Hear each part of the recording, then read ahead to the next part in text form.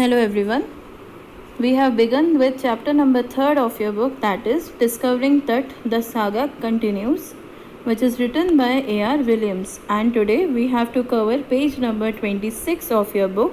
So now let's come to page number 26.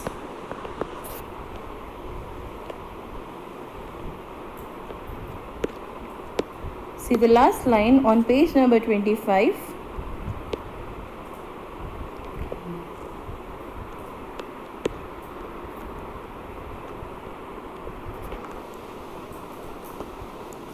His son Amenhotep IV succeeded him and initiated one of the strangest periods in the history of ancient Egypt.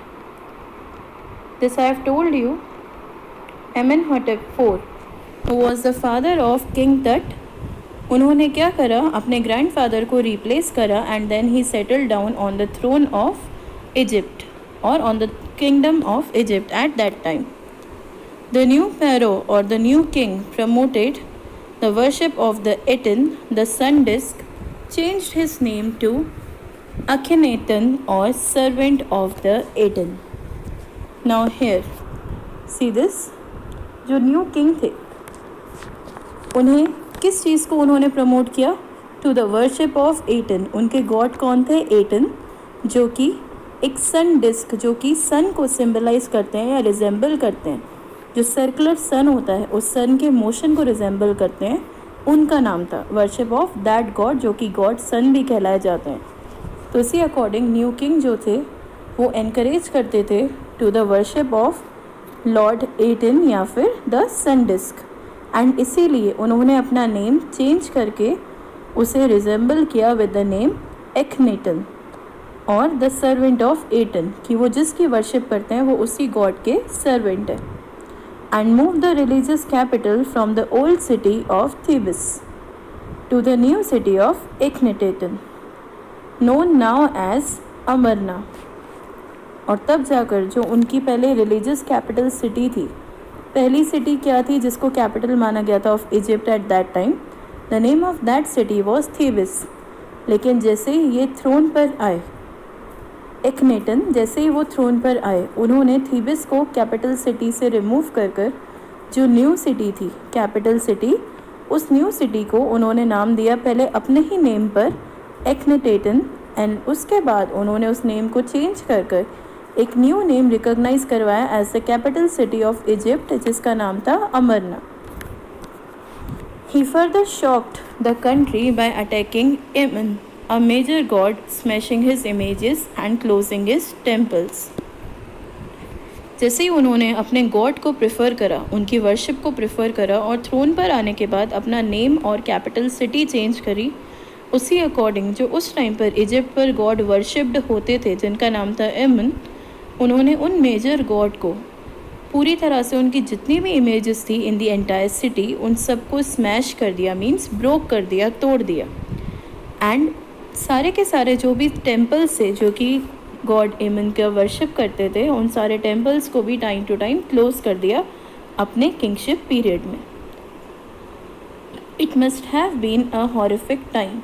And जब ये सारा rule out हो रहा होगा of a new king, so definitely ये बाकी सारे लोगों के लिए एक डेंजरस या फिर एक टेरेबल टाइम पीरियड था, जस्ट बिकॉज उन्होंने अपने गॉड की वर्शिप करने के लिए दूसरे गॉड या दूसरे रिलीजन को, जिनको लोग फॉलो करते हैं, उन सारे रिलीजन्स को डिस्ट्रॉय करने की कोशिश की थी.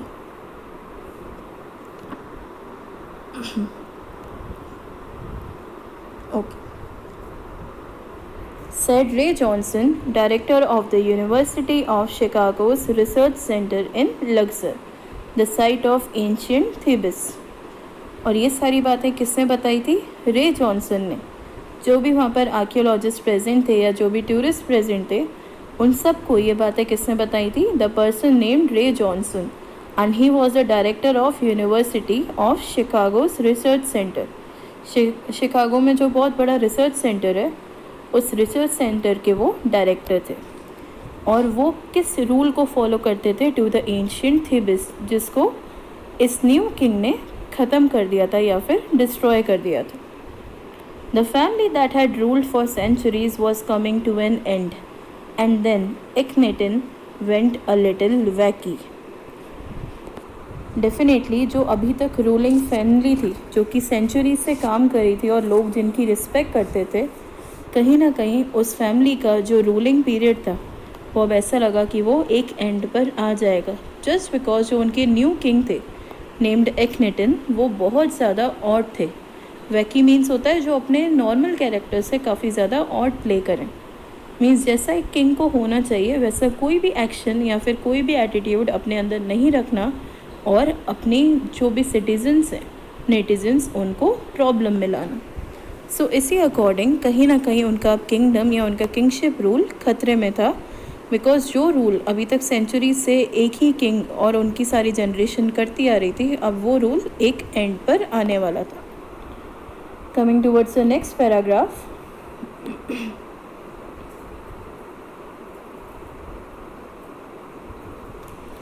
After Akhenaten's death, a mysterious ruler named Smenkhakre appeared briefly and exited with hardly a trace. अब यहाँ पर जैसे ही Akhenaten की डेथ हुई, एक और ज़्यादा न्यू मिस्टीरियस रूलर आए और उनका नाम क्या था? स्मेनखाक्रे. ही अपीयर्ड ब्रीफली मीन्स वो एक शॉर्ट टाइम पीरियड के लिए आए और वो कब एग्जिट हो गए नो वन नोज़. और इसीलिए उनका अभी तक ओल्ड इजिप्शियन डायरीज़ में कोई पर्टिकुलर ट्रेस नहीं है. उनके बारे में कोई भी अभी तक नहीं जानता कि वो कितने टाइम के लिए थे, कितने टाइम के लिए नहीं, कैसे वो आए थ्रोन पर और कैसे डिसअपियर हो गए. तो उनका जो वर्किंग टाइम था as a king, that was for a small trace. उनका कोई और सिग्निफिकेंस नहीं था. And then a very young, you have read about the king Tut. So what was the full name? Tutankhaten. तो जो very young king थे, he took the throne and was famous with his new short name King Tut, as he is widely known today. और वो इसी name से famous हुए थे आज तक. The boy king soon changed his name to Tutankhamun, living image of Amun. Now see the first paragraph you have seen. When Akhenaten he came to rule, he was attacking the country and also the religion named Amun. Okay, see this.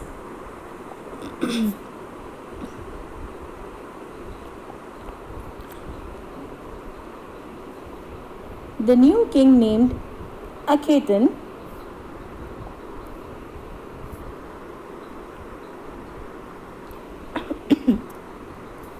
okay, fine.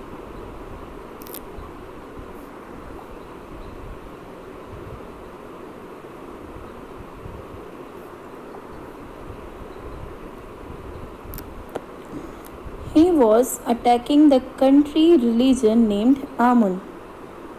Okay? And when King Tutankhaten, who was a new king or who was the shortest ruling boy, he took the throne. And soon, what he did?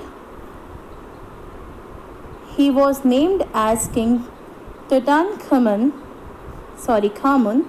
and again he lived with the image of Amun. Means what? ये जो king थे, जो after अखेनाटेन की death के बाद place हुए थे on the throne, इन्होंने दोबारा बीइंग अ बॉय, वो इतने समझदार थे कि जिन लोगों को भी किंग अखेनाटेन ने एनी हाउ परेशान किया था या फिर जिनके रिलीजन को डिस्ट्रॉय करा था, इस न्यू किंग ने दोबारा थ्रोन पर आकर within a short period of time उस रिलीजन को दोबारा से एक न्यू इमेज दी. He followed the same image which the people wanted from him and oversaw a restoration of the old ways. और तब जाकर उन्होंने ये भी महसूस करा कि किस तरीके से जो पुरानी चीज़ें जो पूरी तरह से डिस्ट्रॉय हो गई हैं उनको दोबारा से यूज़ में लाया जाए, रिस्टोर किया जाए और लोगों की लाइफ को दोबारा पहले जैसा सिंपलर फॉर्म में बनाया जाए. मीन्स वो जो रिलीजन चाहते हैं वही वो फॉलो करें. ज़रूरी नहीं है कि वो 18 रिलीजन को ही फॉलो करें या गॉड जो हैं उनके वो गॉड सन ही हों. They can worship to 18 as well as to Amun. तो ये पहला काम था जो टुटानखेतन ने अपने थ्रोन पर बैठने पर किया था, means equality in the following of religion. आप जो रिलीजन फॉलो करना चाहते हैं, वेदर इट्स आमन और Aten, you can follow it easily being a citizen of Egypt. So that's why he oversaw for the restoration of all the old ways. जो पुराने तरीक़ों से किंगशिप खराब हुई थी, उन सब तरीक़ों को दोबारा वो चेंज करके रिस्टोर करना चाहते थे। He resigned for about 9 years and then died unexpectedly. Sorry, it's not resigned but reigned. उन्होंने 9 साल तक अपने किंगशिप पर रूल किया था, सक्सेसफुली रूल किया था, वो अपने थ्रोन पर बैठे थे। बट आफ्टर 9 years पता नहीं उनके साथ क्या हुआ, एंड उनकी जो डेथ थी that was unexpected. Okay,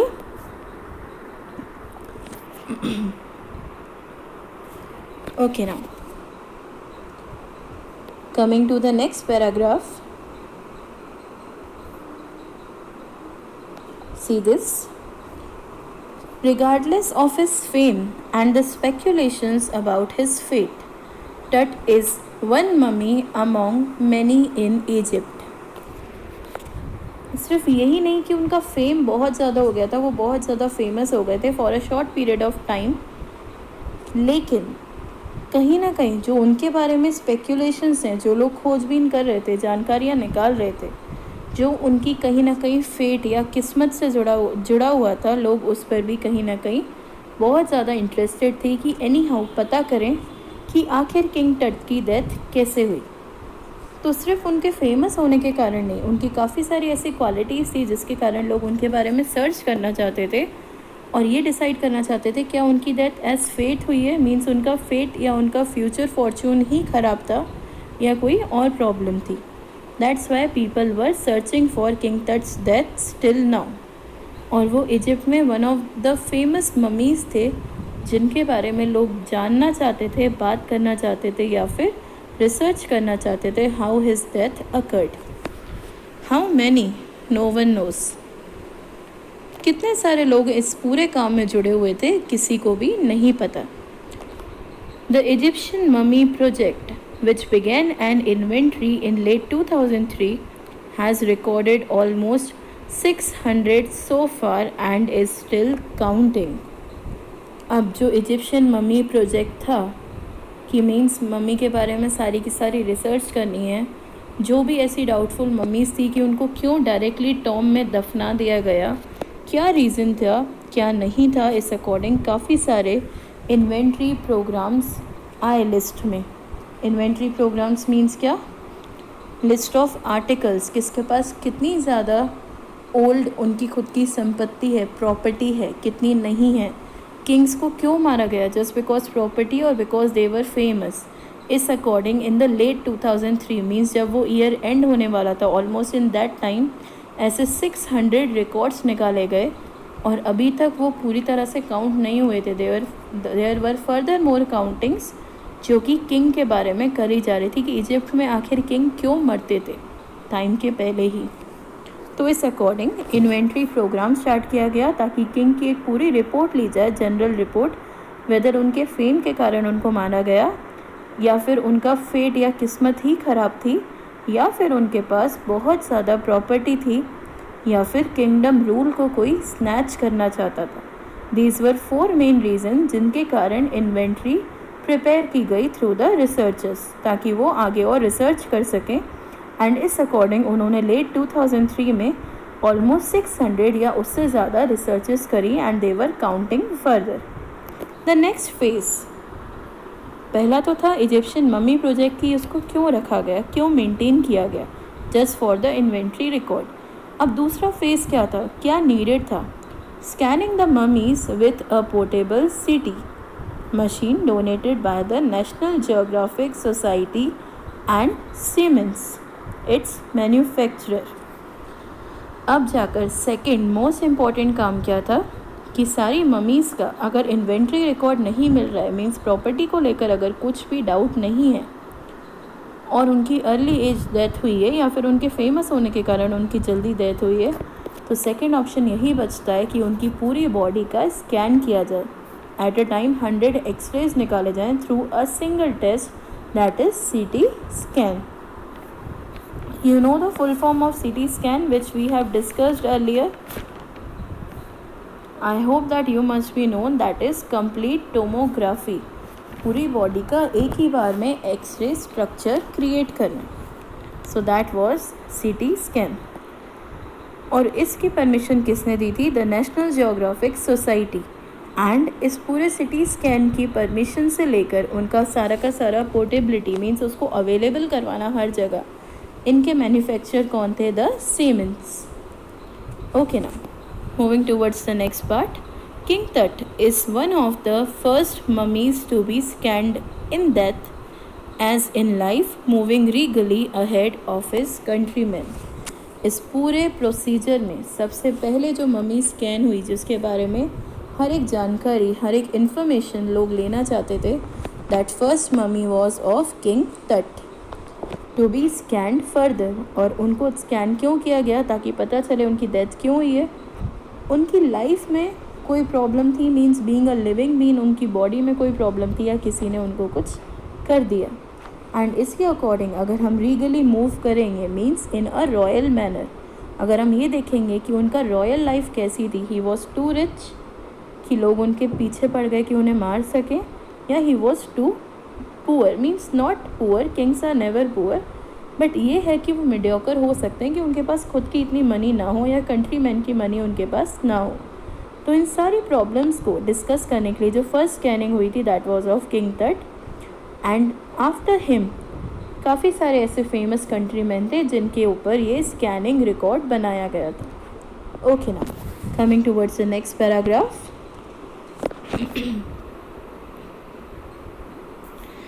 a CT machine scan the mummy head to to.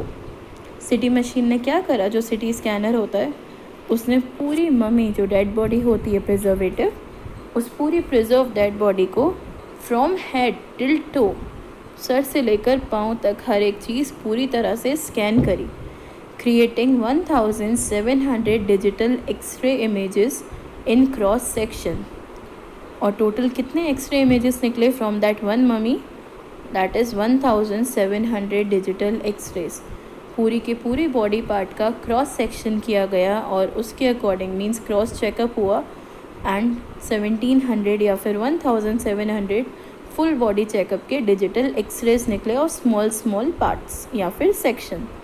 That's had scanned in 0.62 millimetre slices to register it's intricate structure.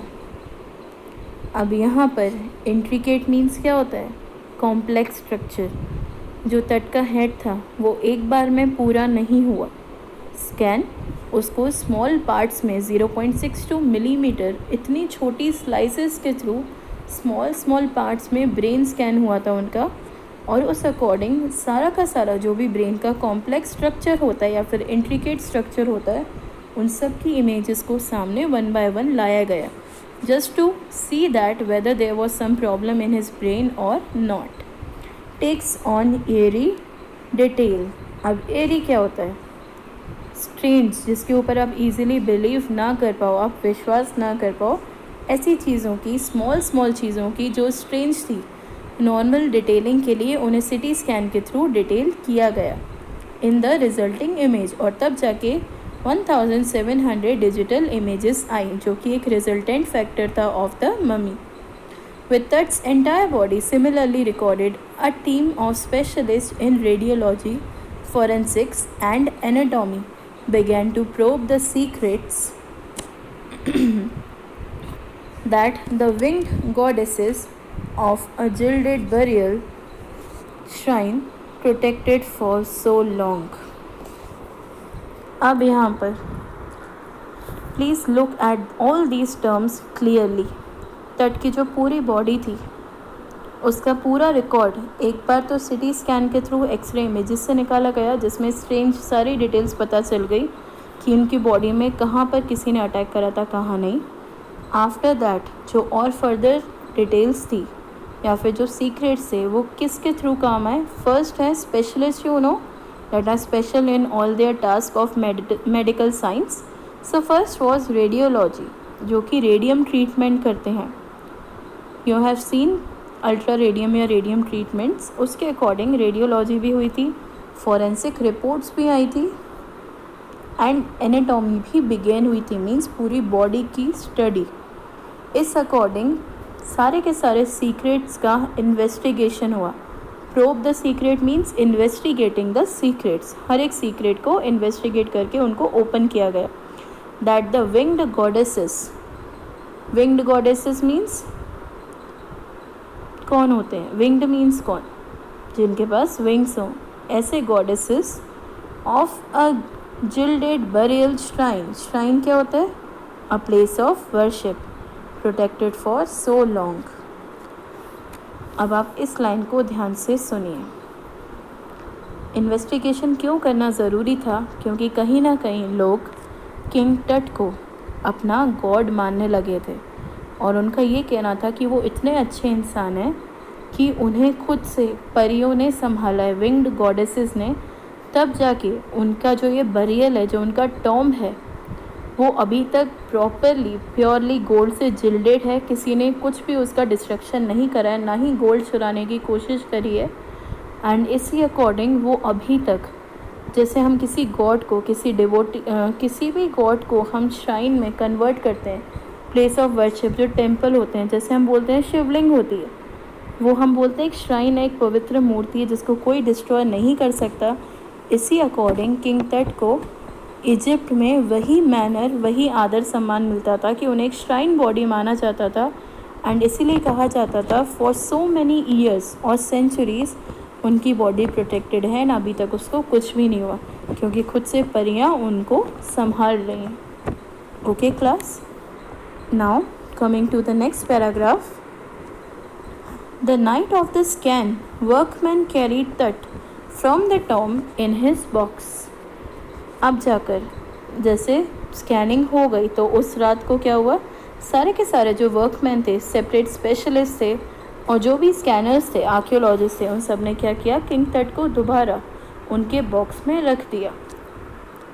Like Paul bearers they climbed a ramp and a flight of stairs into the swirling sand outside, then rose on a hydraulic lift into the trailer that held the scanner. Okay, now we are going through these lines. Like pall bearers, who are pall bearers? जो कि coffin को carry करते हैं। Okay, coffin को उठाने वाले लोग थे सारे के सारे वर्कमैन जिन्होंने टॉम से बाहर निकाला था या बॉक्स से बाहर निकाला था किंग टट की बॉडी को, तो वही दोबारा बॉडी को ले जाएंगे कॉफिन तक। दे क्लाइम्ड अ रैम्प। रैम्प मीन्स क्या होता है? All of you know the ramp. एक स्लोपिंग एरिया मीन्स पूरी तरह से वो स्ट्रेट नहीं होता है, कहीं ना कहीं थोड़ा सा स्लिपरी होता है। तो जब उनको दोबारा कॉफिन में उस बॉडी को रखना था तो उन्होंने पहले बॉडी को कॉफिन तक कैरी करने के लिए क्या करा, दे क्लाइम्ड अ रैम्प। एक थोड़ा सा स्लोपी एरिया जो सैंड के ऊपर का एरिया होता है उसके ऊपर वो क्लाइम कर रहे थे, वो चल रहे थे। And a flight of stairs, उसके बाद उन्हें स्टेयर्स का भी यूज़ करना पड़ा। Into the swirling sand.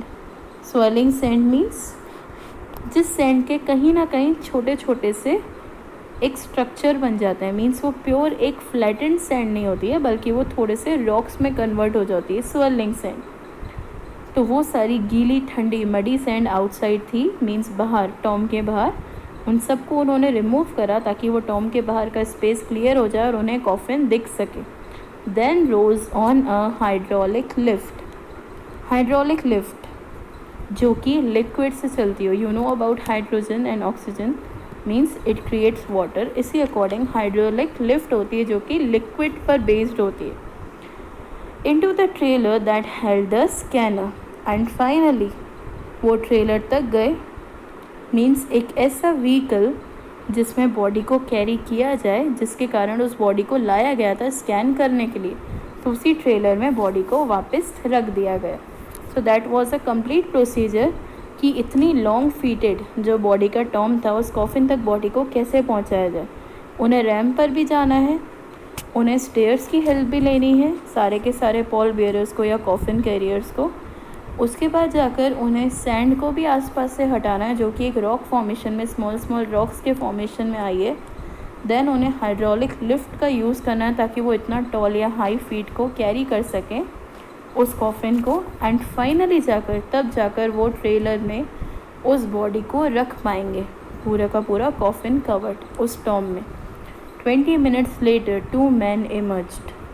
20 minutes के बाद 2 मैन ये सारा काम करने के बाद वो वापस आए। The pall bearers, they came out from the tomb, sprinted for an office nearby. Sprinted means ran fast, बहुत जल्दी स्पीड में स्प्रिंटर करके वो पास के ही एक ऑफिस में गए।